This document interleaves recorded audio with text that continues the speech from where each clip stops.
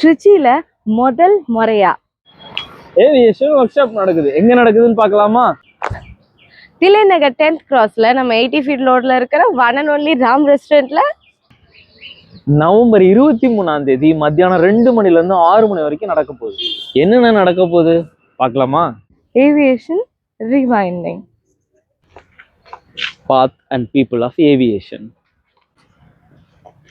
Positions of aviation, learning aviation world. அப்ப session ஃபுல்லா படிச்சுட்டேவா இருக்கணும்னு கேக்குறீங்களா? அதுதான் இல்ல.